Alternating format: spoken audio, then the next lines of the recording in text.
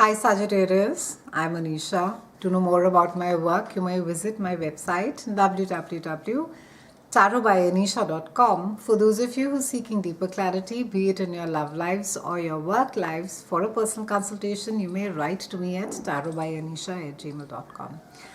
Sagittarians, it's a month of eclipses. We have lunar eclipse, which is followed by solar eclipse. We also have Venus that is doing a wonderful dance with the wild boy of astrology, Uranus. And mid-month, we have Mercury that is coming and shining its bright light. Let me break down the month for you. On the 4th, we have Venus, and she's moving into your house of love, and that's a house that she rules. It's a house of love, romance, it's a house of creativity and children. And we also have Mars and Uranus over there. Now it's a great time, while of course to begin dating someone new, and it's a very exciting time. You're going to be having quite an easy time with children. The inner child in you will also come out. You're going to be feeling quite you're very enthusiastic, very childlike towards life, and there's just quite a lovely time. Now with Uranus being over there, he is going to be causing some amount of mischief over there, and they could just be, maybe relationships can begin all of a sudden, and they can maybe, after a week or 10 days, you're wondering, okay, what was that?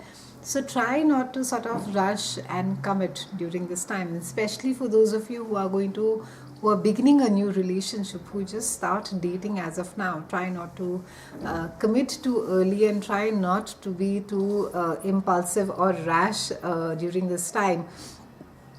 However, it's a brilliant time to be inspired, to pick up a hobby which is, it can motivate you to do, maybe something that you left off way back, and you pick it up again. And it's a very inspiring and a lovely time. So, great time to be going out and watching plays, visit the theater, museum, take a nice sort of a if there's a cultural walk kind of a thing around your city, go and do that. And quite a nice time to be appreciating everything that's beautiful and nice. It'll just sort of fill up your soul.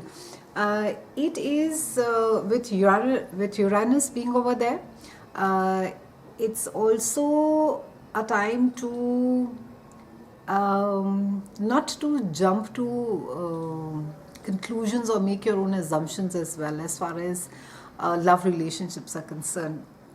Let just this transit get over, then take a call as to what is it that you really need to be doing about a certain relationship. So keep the impulsiveness and the impetuousness in the relationship at bay for this transit. On the 8th, we have Mercury that is moving into your house of communication, travel, and siblings, and it's joining Sun.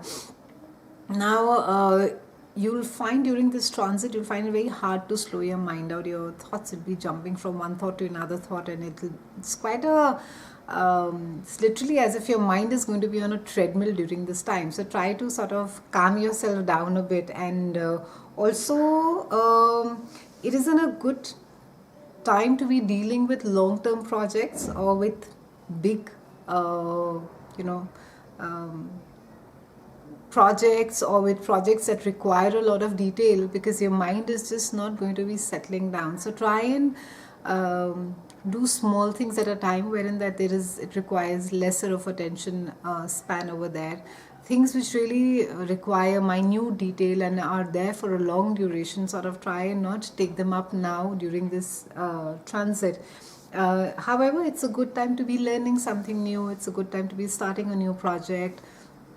Conversations, discussions, negotiations, it's a great time for that.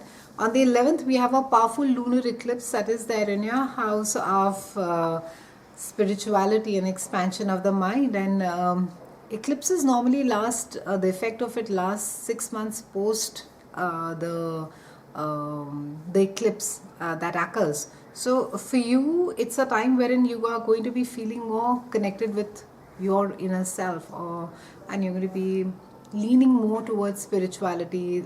There's going to be a sense of more fairness while dealing with people, and It's also, I think, your entire belief system is sort of leaning towards it. You're going to be looking at things with quite a different perspective, and whether your friends, even if they have been long-standing friends, whether they have a lot of wealth or they're really well-heeled, that no longer is going to be making much of a difference to you. You're really in this sifting process, Sagittarians, wherein it's, you're sort of you've sort of sifted the wheat from the chaff. You know the friends who are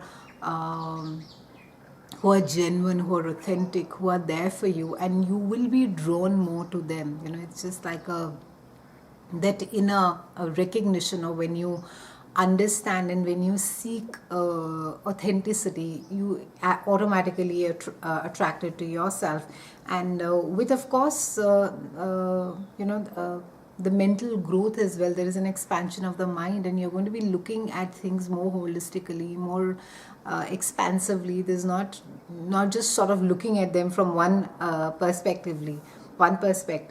And it can also be that you would want to also expand your worldview, your mind, really, and to open yourself more to experiences, and also how a lot of things maybe on a day-to-day basis function. And it's a process of evolvement.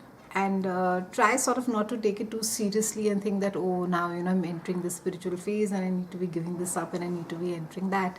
But I think look at yourself as work in progress, as someone where the polishing has started of the self and you're aware about it. It's very important often to stay quite transparent and honest with others around you, especially in friendships or with people, because clandestine relationships during this time, or being manipulative, or cheating, all these things can sort of come out on their own, if there is any sort of an underhand activity that gets done. So stay clear of gossip, slanderous things, and stay more transparent, and stay more easy. On the 19th, we have Sun that is moving to your house of home, and on the 20th, we have a solar eclipse over there, and on the 26th, we have Mercury that is coming and shining its light. So quite a party happening at your home, Sagittarians, towards the end of the month. And so this is a time where you could be busy making home improvements. Maybe there's buying and selling, you're redoing, renovating your house. Some of you could be picking up a house maybe for your children. There could be some amount of concern for your mother's health. Maybe your parents come and stay with you for a while. Just remember that cluttered house is a cluttered mind. So try and clear away the clutter, whatever extra clutter is there in your house. Try and sort of do away with that. And also your intuition during this time could be quite sharp. So listen to your gut, listen to your inner self, and your first instinct, or your first your gut reaction would be the right reaction. So go by it. Try and sort of stay a little bit of structured, because there's a lot of flurry of activity towards end of the month at home.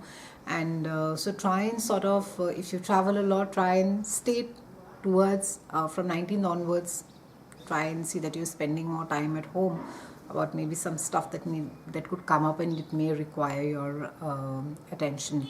And working towards long-term goals is also quite positive during this time.